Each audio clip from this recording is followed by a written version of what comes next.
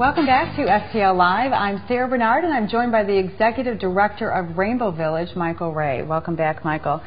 So we've been talking about Rainbow Village, which started with a single facility in 1973, which was more of a daycare type of operation, to now 68, is that the right number, homes? Well, actually 70. We're closing on 71 next week. Okay, so we'll call it 71 homes in the St. Louis community, but you're all throughout the metro area with these homes. We are. We go as far north as Spanish Lake, as far west as St. Peters and Chesterfield, as far south as Afton and Melville, and we're in the city as well. Yeah, so there's been a lot of growth, and a lot of growth in the last couple of years for Rainbow Village. Very dynamic growth. Last year was our largest year, and we were able to purchase and rehab 11 homes in the community, which was very significant growth. It was a 13% bump in the number of homes, and it allowed us to provide services to almost 300 individuals. You know, our goal is my personal goal is to get us to 100 homes in the community and to be able to serve anywhere from 400 to 500 people. Mm-hmm.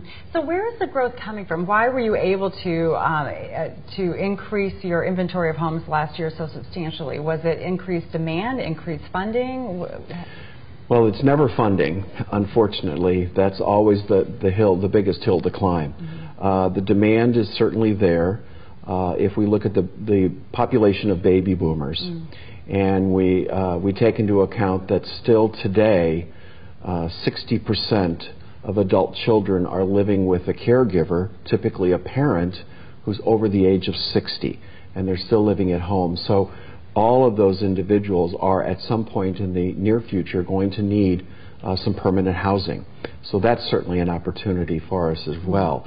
And then in addition to that, Centers for Medicaid Services released a ruling in 2014 on additional expectations that they're setting to give those folks with intellectual and developmental disabilities the opportunity to live a more inclusive life in the community. Mm-hmm. So you all are essentially a property management company. You don't employ people with developmental disabilities. You provide housing for them strictly. Yes, we do. Very, very exclusively, and we're a very unique organization in that we only own and manage those homes.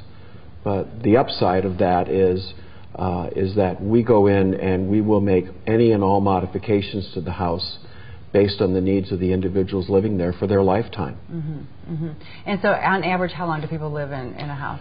We have residents that have been in our homes for 40 years. Really? Wow. That moved in when they were in their 20s and now in their 60s. That's awesome. And for much of the population who years back were not expected to live that late in life, are now with medical technology able to live well into their 60s. I think our oldest resident who passed in 2013 was 90.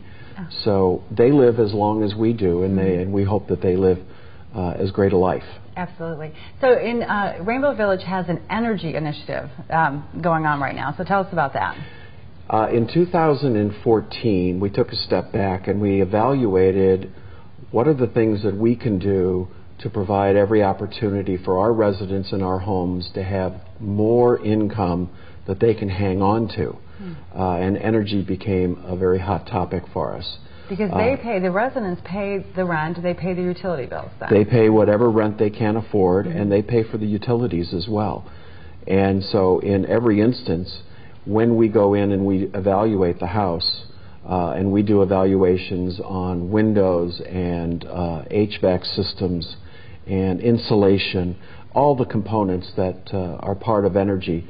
And if we can go in and make modifications to the house, save those individuals 20–30% of their energy bill, that's money that goes directly back into their pockets that they can use for other things like entertainment, clothing, and things like that. So you've gone into how many of the 70 homes, but we're not going to count the next one. Right. Actually, the houses we buy now, we're doing that energy efficiency evaluation up front. We started with our main campus, and we're in the process of working on that. And that's our main recreation center and the 13 homes that are on our campus. and then we're spreading out in the community as we move through the year and into next year, and probably into 2017 as well. Yeah, it's a big project. Yeah. Very good. Well, we have to take a break right now, Michael, but thank you so much for sharing the mission of Rainbow Village with us. And to learn more about Rainbow Village or how to get involved yourselves, please visit them online at rbvstl.org. There's more STL Live after this. We'll be right back.